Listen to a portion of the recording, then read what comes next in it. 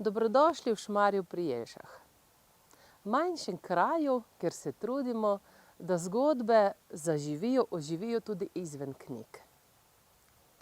Ampak legendam so nam bile knjige tisto osnovno, od koder smo črpale ljudske zgodbe in povedke o tem, kaj vse se je tukaj v Šmarju dogajalo. Legende se trudimo, da zgodbe povemo tam, kjer so se zgodile.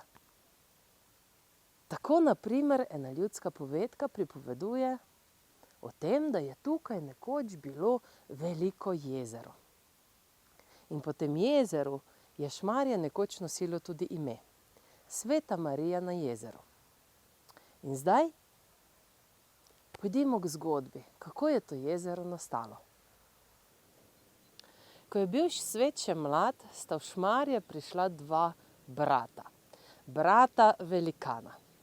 Ko otroke vprašam, kako veliki so velikani, dobim zelo različne odgovore. Od 1 centimetra do 1 metra, do 300 metrov, do 1 kilometra, tako veliki kot drevo, noga tako velika kot drevo.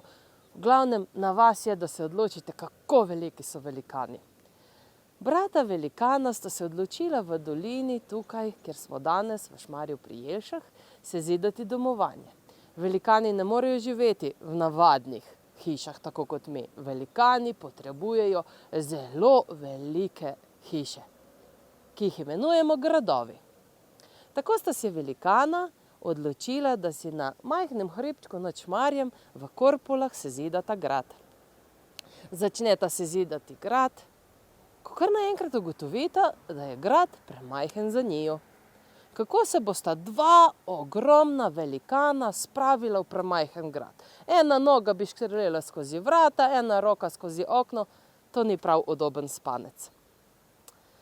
Pa se nekako pogovorita in se mlajši odloči, poglej, jaz sem mlajši, pa bom jaz šel na drug hrib in si bom tam sezidal grad.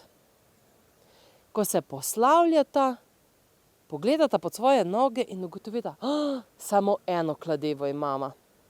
Kdo bo imel zdaj to kladivo? Tako kot vsaka prava dva brata se za tisto kladivo začneta kregati. In kreganje preraste v pretep. Pulita si za lase, cukata se za ušese, potiskata si prste v oči, se valjata, ruvata in tako naprej. En brat zajame veliko kepo blata, da bo kepnil mlajšega, zažene proti mlajšemu in ga zgreši. Kepa pade na konec doline in nastane hrib Svetega Roka. Drugi brat ne bo ostal dolžan. Zagrabi veliko kepo blata, jo zaluča proti bratu. Tudi on zgreši, ampak pri tem naredi grič Svetega Miklavža. In tako naprej, da celo dolino okoli in okoli posujeta z griči. Zelo zadihana po pretepu, ugotovita, da to nikamor ne pelje. Še vedno imata samo eno kladivo, oba polna modric in popolnoma umazana. Odločita se, ker sta tako močna, da si bosta kladivo delila in si ga podajala.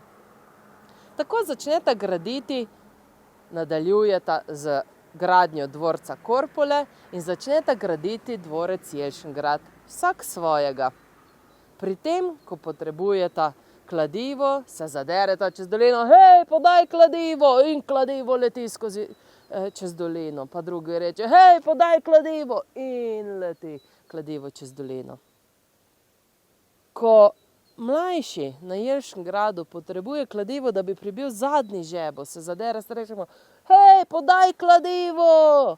Kladivo leti čez dolino, malce sta že bila utrujena, zato je nekako ni šlo tako, kot sta si želela. Ko kladivo leti in trusk pade na tla. Najprej tišina, potem močan resk, pok, bum! Zemlja se zatrese pod njunima nogama, nastane velika razpoka v tleh in kar naenkrat blub, blub, blub, blub, blub, blub, blub, voda. Voda zalije to celo dolino. Poglej, kaj si naredil. Jezero. Tamle je ena cerkvica, Marijina cerkvica, na jezeru je pa še ostala.